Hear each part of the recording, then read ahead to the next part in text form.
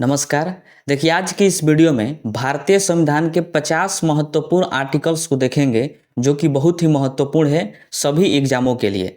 देखिए, भारतीय संविधान के 470 आर्टिकलों में से महज 50 आर्टिकल को जो है चूज किया गया है जो कि बहुत ही ज़्यादा महत्वपूर्ण है और ये एग्जामों में बार बार पूछे जाते हैं। ठीक है, तो आज का ये जो वीडियो है बहुत ही महत्वपूर्ण वीडियो है। इसमें ऐसे आर्टिकल्स को हम डिस्कस करेंगे जो एग्जाम में बार बार पूछता है और आगे भी पूछे जाने की संभावना है। यानी यह बहुत ही ज़्यादा महत्वपूर्ण सेशन है, तो वीडियो को आप ध्यान से देखिए। तो चलिए अब वीडियो को शुरू करते हैं। तो देखिए, सबसे पहला आर्टिकल है आर्टिकल 1। आर्टिकल 1 में कहा गया है कि भारत राज्यों का संघ है, यानी यूनियन है। इसके राज्य जो है कभी भी अलग नहीं हो सकते हैं, भारत के कोई भी राज्य। ठीक है, तो यह बात जो है आर्टिकल 1 में कहा गया है। यह आर्टिकल इम्पोर्टेंट इसलिए है क्योंकि यह सबसे पहला आर्टिकल है, इससे जो है प्रश्न पूछा जाता है। ठीक है, उसके बाद आर्टिकल 2 में कहा गया है कि नए राज्यों का प्रवेश, यानी जो है भारतीय संसद अगर चाहे तो भारत के बाहर कोई देश है या फिर कोई देश का टुकड़ा है तो उसको जो है भारत में मिला सकती है। यह अधिकार जो है भारतीय संसद के पास है। ये आर्टिकल 2 में कहा गया है। ठीक है, जैसे में देखिए कि सिक्किम को 16 मई 1975 को भारत में शामिल किया गया था, यह आर्टिकल 2 के तहत। ठीक है, तो ये दोनों आर्टिकल जो है बहुत ज़्यादा महत्वपूर्ण है। उसके बाद आर्टिकल है आर्टिकल 11। इसमें कहा गया है कि नागरिकता संबंधी जो भी कानून होगा वह संसद बनाएगी और ये जिम्मेवारी दिया गया है गृह मंत्रालय को। मतलब रिपोर्ट जो पेश करेगा वो कौन पेश करेगा, तो गृह मंत्रालय करेगा, गृह मंत्री के देखरेख में। और नागरिकता के संबंधी जो भी कानून बनाना होगा वो संसद बनाएगी। ये बात जो है आर्टिकल 11 में कहा गया है। ठीक है, आगे हम आपको सबका तरीका भी बताएंगे कि कैसे इसको याद करना है। उसके बाद है आर्टिकल 14। आर्टिकल 14 जो है यह बहुत ज़्यादा महत्वपूर्ण है। इसमें कहा गया है विधि के समक्ष समानता और कानून का समान संरक्षण। मतलब जो है आर्टिकल 14 में स्वतंत्रता का अधिकार दिया गया है और इसमें कहा गया है कि विधि के समक्ष समानता, मतलब कानून के सामने जो है सब समान है, ये इसका मतलब हुआ। ठीक है, विधि के समक्ष समानता को याद रखिएगा कि ब्रिटेन से लिया गया है। देखिए, बी से हो जाएगा विधि के समक्ष समानता और बी से ही होता है ब्रिटेन। यानी विधि के समक्ष समानता को कहाँ से लिया गया है, तो ब्रिटेन के संविधान से लिया गया है। और इसका मतलब हुआ कि कानून के सामने जो है सब समान है, कोई असमान नहीं है, कोई छोटा बड़ा नहीं है, सब एक बराबर है। ठीक है, और इसी में कहा गया है कानून का समान संरक्षण। कानून का समान संरक्षण का मतलब हुआ कानून जो है अमीर गरीब नेता सबको समान नज़र से देखेगा, एक नज़र से देखेगा। ऐसा नहीं है कि कोई नेता है तो उसको जो है अलग से सुविधा कोई दिया जाए या फिर उसको जो है सजा में छूट दे दिया जाए, ऐसा नहीं है। कानून सबको जो है एक समान देखेगा। ये बात आर्टिकल 14 में कहा गया है। ठीक है, और कानून का समान संरक्षण को जो है अमेरिका के संविधान से लिया गया है। तो इन दोनों को ध्यान रखिएगा कि विधि के समक्ष समानता को ब्रिटेन से लिया गया है और कानून के समान संरक्षण को अमेरिका से लिया गया है। ठीक है, उसके बाद इंपॉर्टेंट आर्टिकल है आर्टिकल 15 और ये जो है बहुत ज़्यादा महत्वपूर्ण है। इसको जो है कई बार एग्जाम में पूछा गया है। इसमें कहा गया है कि जाति धर्म लिंग और जन्म स्थान के आधार पर किसी के साथ भेदभाव नहीं कर सकते हैं। ये बात जो है आर्टिकल 15 में कहा गया है। मतलब कि भारत के अंदर किसी भी व्यक्ति के साथ जाति के आधार पर, धर्म के आधार पर, लिंग के आधार पर, मतलब महिला पुरुष ट्रांसजेंडर इन सब के आधार पर, और जन्म स्थान के आधार पर, किसका जन्म कहाँ पर हुआ, इसका जन्म कहाँ पर हुआ, इस आधार पर जो है किसी के साथ भेदभाव नहीं कर सकते हैं। ये बात जो है आर्टिकल 15 में कहा गया है। ठीक है, देखिए इसको याद रखना आसान है। 5 हम इस तरह लिखते हैं, अगर इसी को हम पलट दें तो यह ज की तरह दिखाई देगा। यानी जाति धर्म के आधार पर हम किसी के साथ भेदभाव नहीं कर सकते हैं। यह बात आर्टिकल 15 में कहा गया है। ठीक है, उसके बाद आर्टिकल 17 है और ये भी जो है बहुत ज़्यादा महत्वपूर्ण है क्योंकि इसमें जो है अस्पृश्यता का जिक्र किया गया। अस्पृश्यता का मतलब होता है छुआछूत, यानी इसमें जो है छुआछूत का अंत कर दिया गया है आर्टिकल 17 के तहत। छुआछूत के आधार पर किसी के साथ जो है भेदभाव नहीं कर सकते हैं, ये आर्टिकल 17 कहता है। ठीक है, देखिए छुआछूत यानी किसी को छूने के लिए पहले हमें सटना पड़ता है, मतलब हम सटेंगे तभी तो उसको छू सकते हैं। तो सटना, तो 17 सटना, 17 सटना, 17 सटना। तो 17 से याद रखते हैं सटना यानी छुआछूत का अंत किया गया है किसमें, आर्टिकल 17 में। ठीक है, तो इस तरह से हम इसको याद कर सकते हैं।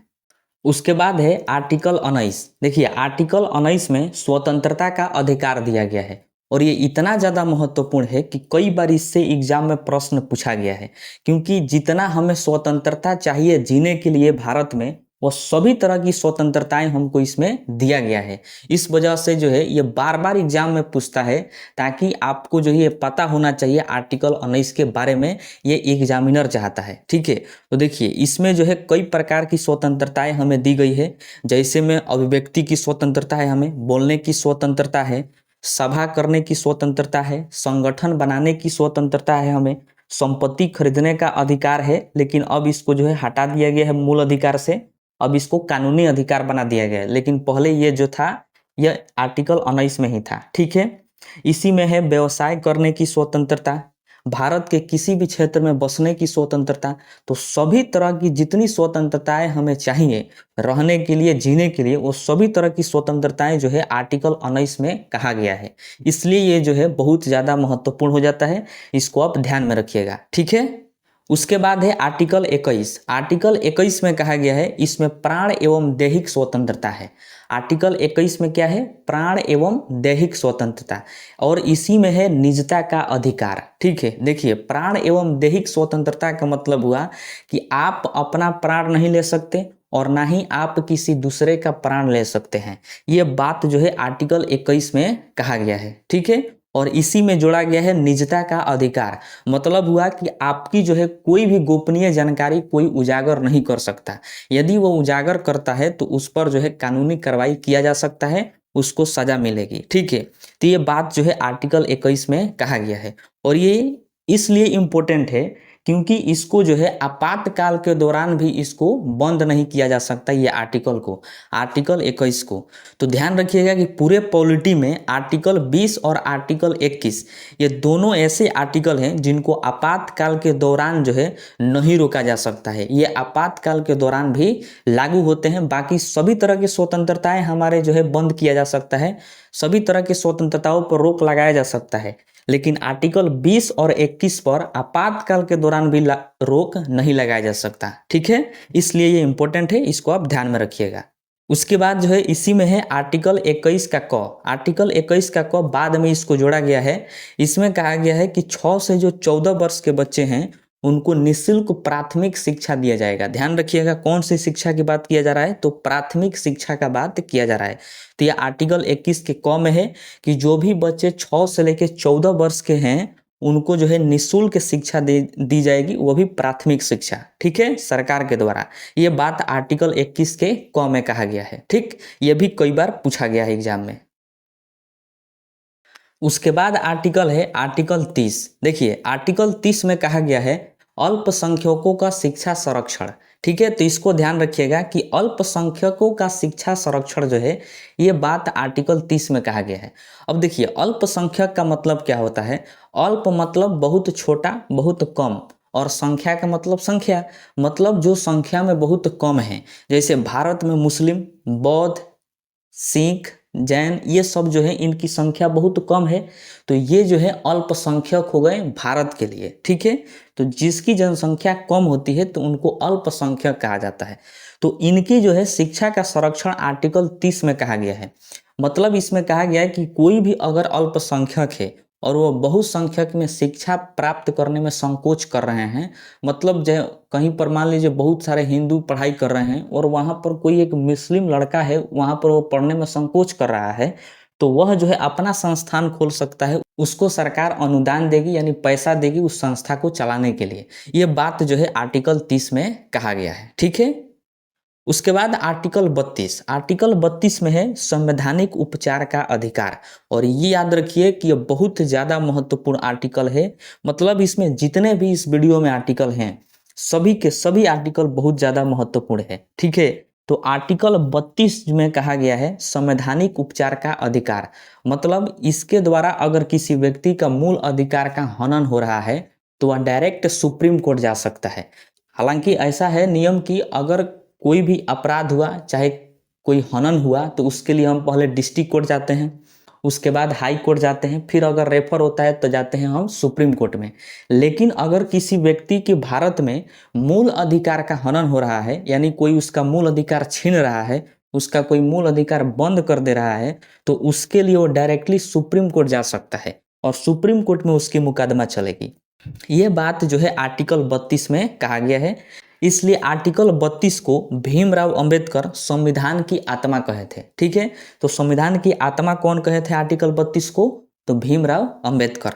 जब कोई भी व्यक्ति हनन के मामले को लेकर सुप्रीम कोर्ट में जाता है तो सुप्रीम कोर्ट जो है इसके तहत 5 प्रकार का रिट जारी करता है।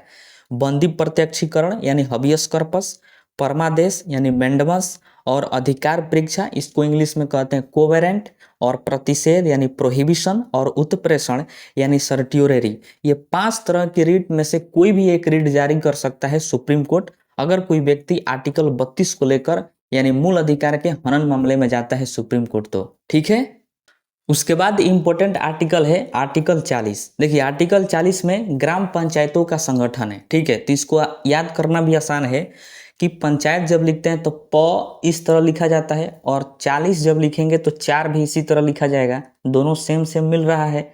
यानी ग्राम पंचायतों के संगठन की चर्चा किस में है? आर्टिकल 40 में है। ठीक है, उसके बाद है आर्टिकल 44। देखिए आर्टिकल 44 में है समान सिविल संहिता। देखिए शादी विवाह का जो कानून होता है उसको सिविल संहिता कहा जाता है। ठीक है, तो आर्टिकल 44 में समान सिविल संहिता का जिक्र किया गया है। मतलब जो है कि शादी विवाह का जो भी कानून होगा वो पूरे देश में समान होगा, किसी भी धर्म के लिए, सभी धर्मों के लिए जो है सेम कानून होगा शादी विवाह के लिए। ठीक है, और तलाक के लिए भी ये बात जो है आर्टिकल 44 में कहा गया है। और ये भी याद रखिएगा कि जो समान सिविल संहिता है अभी भी पूरे देश में लागू नहीं है। इसको लागू करने वाला जो प्रथम राज्य है वह गोवा राज्य है। ठीक है, तो इसको पूछा जा चुका है एग्जाम में कि तो इसकी चर्चा आर्टिकल 44 में किया गया है, और समान सिविल संहिता लागू करने वाला प्रथम राज्य कौन सा है? तो वो गोवा है। ठीक है, उसके बाद इंपॉर्टेंट है आर्टिकल 51। देखिए इसमें जो है अंतर्राष्ट्रीय शांति को बढ़ावा देना कहा गया है।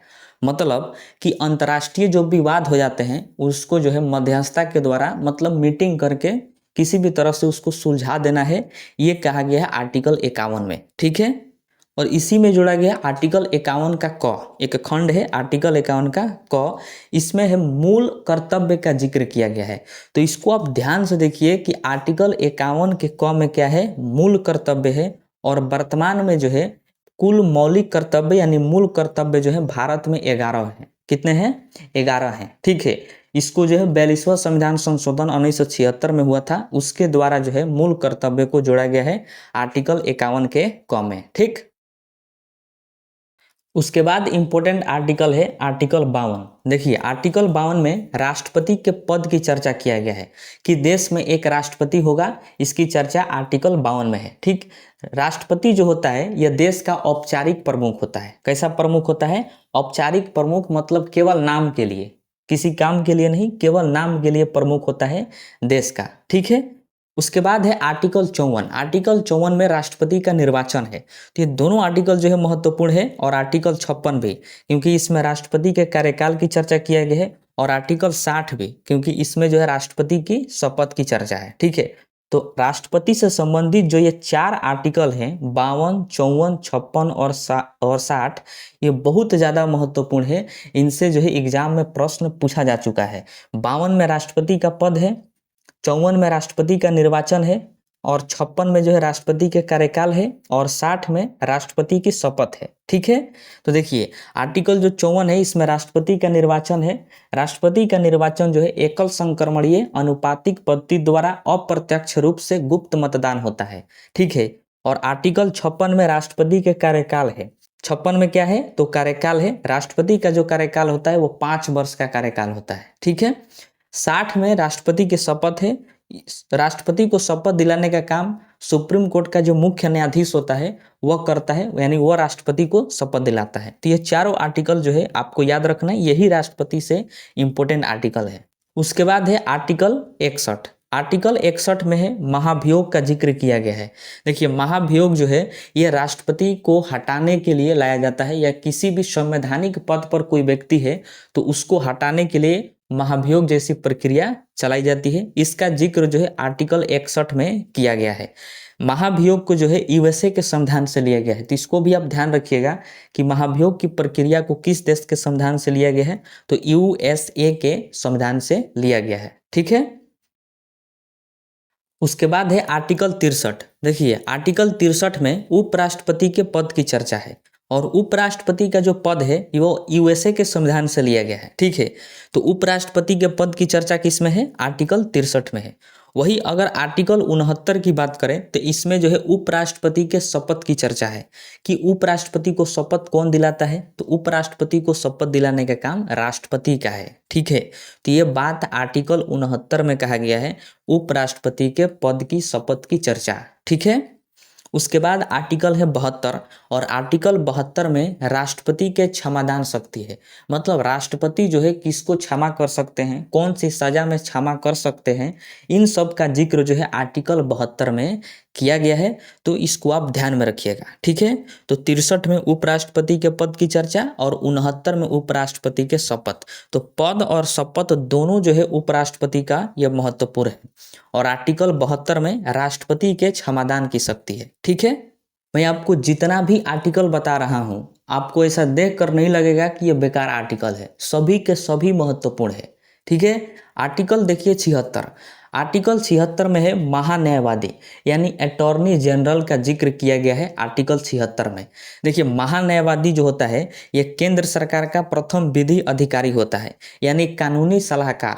केंद्र सरकार को किसी भी तरह का कानूनी सलाहकार अगर चाहिए, मतलब कानूनी सलाह चाहिए, तो वह जो है महान्यायवादी देता है, यानी अटॉर्नी जनरल इसको इंग्लिश में कहते हैं।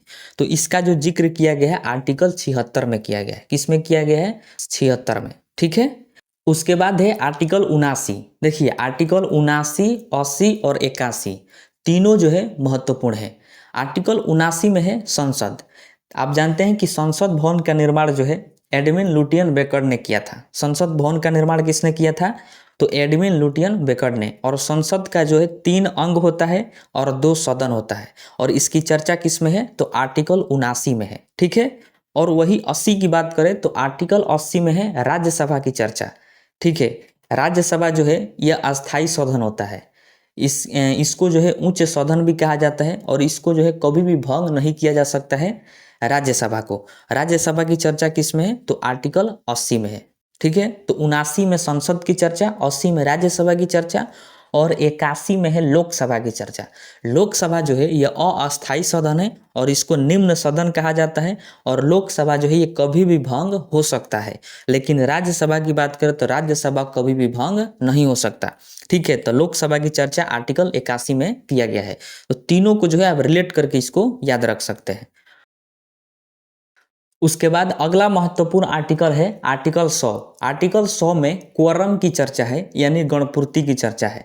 तो देखिए गणपूर्ति क्या होता है कि किसी भी सदन की कार्रवाई शुरू करने के लिए जो है 1/10 सदस्य के होना आवश्यक होता है। मतलब 1/10 सदस्य होंगे तभी जाके उस सदन की कार्रवाई चालू किया जाएगा। जैसे मान लीजिए कि किसी सदन में 100 सदस्य हैं, ठीक है, तो इसका 1/10 निकालें तो 100 गुणे 1/10, तो इसको निकालेंगे तो कितना आएगा, 10 आएगा।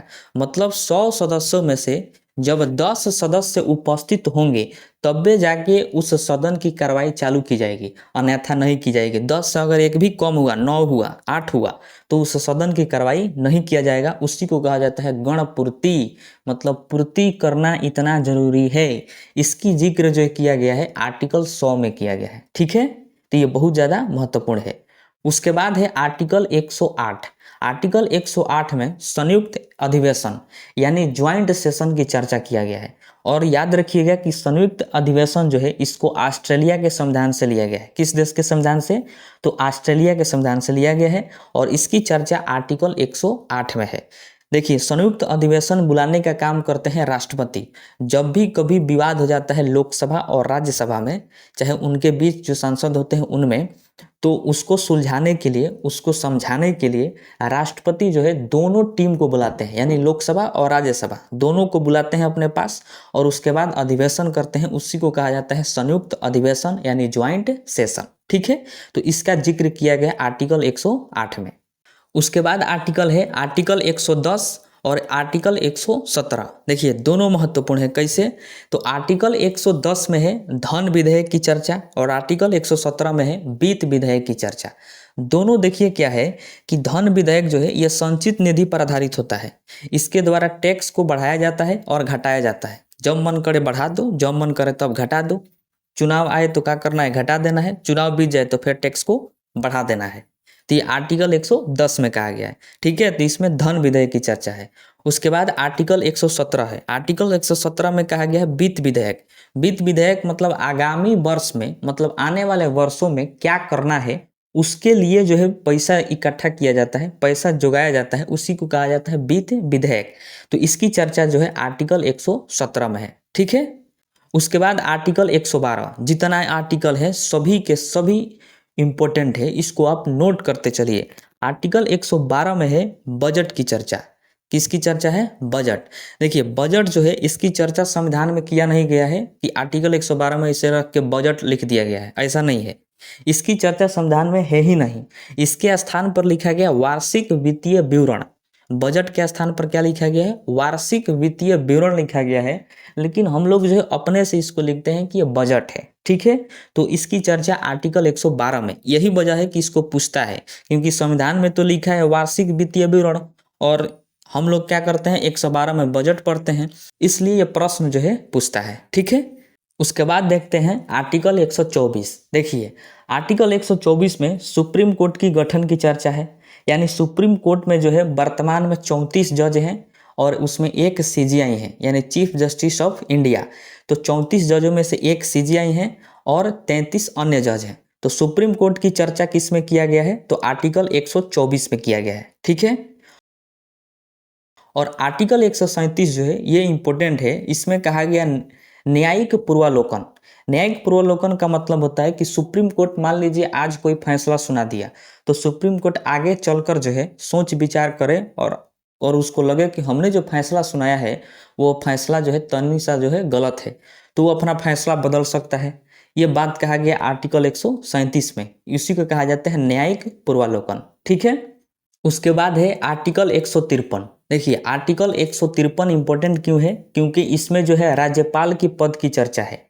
आर्टिकल 153 में किसकी पद की चर्चा? राज्यपाल के पद की चर्चा है। और राज्यपाल का जो पद है उसको कनाडा के संविधान से लिया गया है। कहाँ से लिया गया है? तो कनाडा से। ठीक है, तो इसको आप ध्यान में रखिएगा।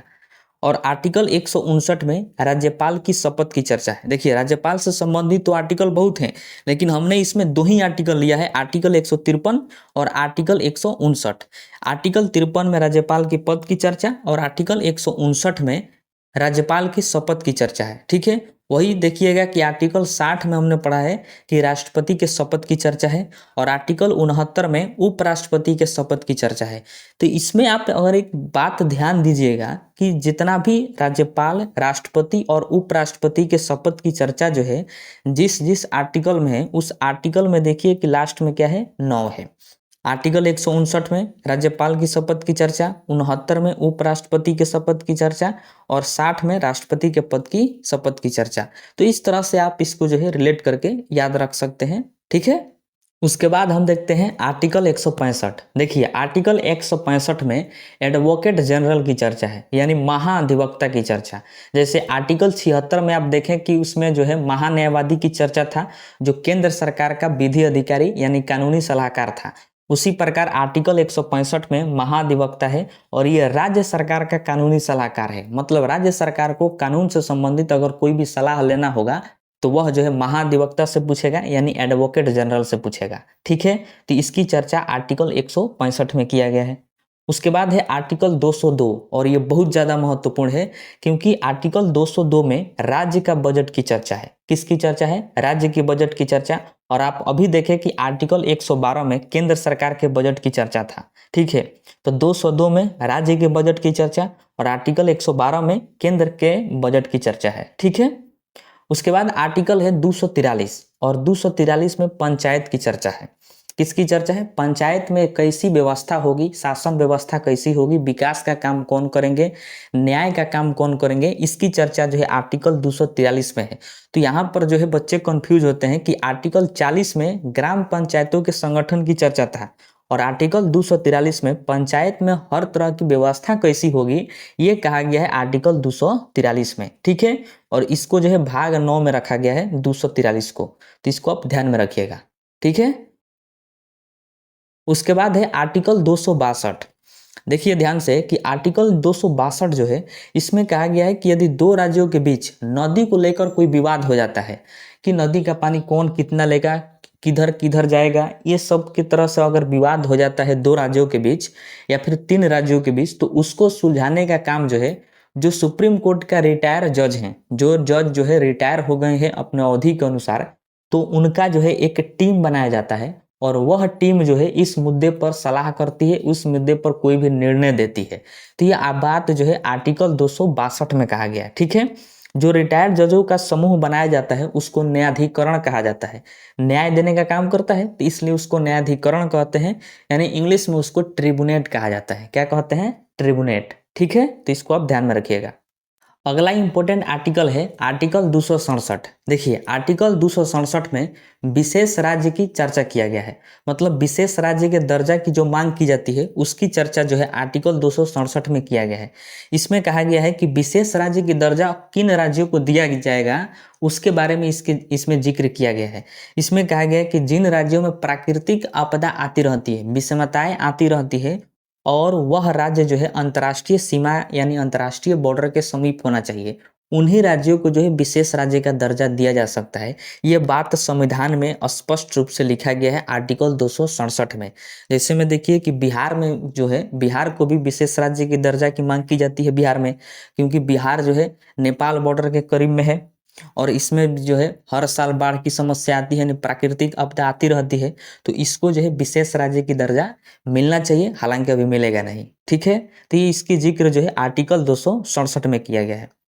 उसके बाद है आर्टिकल 280। देखिए आर्टिकल 280 में है वित्त आयोग की चर्चा। किसकी चर्चा है? वित्त आयोग। यह जो है कर का बंटवारा करता है केंद्र सरकार और राज्य सरकार के बीच, तो वित्त आयोग की चर्चा आर्टिकल 280 में है। ठीक है, उसके बाद है आर्टिकल 315। यह भी इम्पोर्टेंट है। इसमें जो है संघ लोक सेवा आयोग यानी UPSC, union public service commission, तथा राज्य सेवा आयोग यानी पीसीएस लेवल का, जैसे एमपी पीसीएस, बीपीएससी यानी बिहार पीसीएस, यूपीएससी यानी उत्तर प्रदेश पीसीएस, ये सब की जो है इनकी जो है आयोग की चर्चा किया गया है आर्टिकल 315 में। ठीक है, तो ये इंपॉर्टेंट हो जाता है क्योंकि बड़े बड़े लेवल जो नौकरियां हैं उन्हीं की चर्चा इसमें किया गया है आर्टिकल 315 में, इस वजह से ये इंपॉर्टेंट है। ठीक है, उसके बाद है आर्टिकल 324। देखिए आर्टिकल 324 में चुनाव आयोग की चर्चा है। अभी तक आपको नहीं लगा होगा कि जो भी आर्टिकल बताया गया है सभी के सभी महत्वपूर्ण है, ऐसा नहीं लगेगा कि कोई भी बकवास आर्टिकल है, सभी इंपॉर्टेंट है और एग्जाम में पूछा हुआ है और आगे भी इससे पूछा जाएगा। देखिए आर्टिकल 324 में क्या है? चुनाव आयोग की चर्चा, मतलब जो पूरे देश में चुनाव कंडक्ट कराते हैं उस आयोग की चर्चा आर्टिकल 324 में है। ठीक है, उसके बाद आर्टिकल है 343। इसमें कहा गया है कि संघ की भाषा जो है, संघ की राजभाषा वह हिंदी होगी, मतलब संघ की राजभाषा हिंदी को घोषित किया गया है आर्टिकल 343 के तहत। 343 के तहत संघ यानी केंद्र सरकार, उसकी जो राजभाषा होगी वह हिंदी होगी। ठीक है, देखिए इसके बाद जो आर्टिकल हैं ये और ज़्यादा इंपॉर्टेंट है। जैसे में आर्टिकल 352। आर्टिकल 352 में है राष्ट्रीय आपात की चर्चा, मतलब पूरे देश में अगर आपात लागू करना हो तो आर्टिकल 352 के तहत हम आपात को यानी राष्ट्रीय आपात को लागू कर सकते हैं। अगर देश में कोई सशस्त्र विद्रोह हो जाए, बहुत बड़ा कोई कांड हो जाए पूरे देश में, तो उसके लिए जो है आर्टिकल 352 का प्रयोग करके हम राष्ट्रीय आपात की घोषणा कर सकते हैं। ठीक है, तो याद रखिएगा आर्टिकल 352 में राष्ट्रीय आपात की चर्चा किया गया है। उसके बाद है आर्टिकल 356। आर्टिकल 356 में राजकीय आपात की चर्चा है। 52 में राष्ट्रीय आपात और 56 में राजकीय आपात, मतलब किसी एक स्टेट में, किसी एक राज्य में आपात की घोषणा करना हो, आपात लागू करना हो, तो जो है आर्टिकल 356 के तहत किया जा सकता है उस राज्य के राज्यपाल के द्वारा। ठीक है, इसी को जो है राष्ट्रपति शासन कहते हैं। राजकीय आपात को क्या कहा जाता है? राष्ट्रपति शासन, या फिर इसी को संवैधानिक आपात के नाम से भी जाना जाता है। तो इसकी चर्चा आर्टिकल 356 में है। उसके बाद है आर्टिकल 360।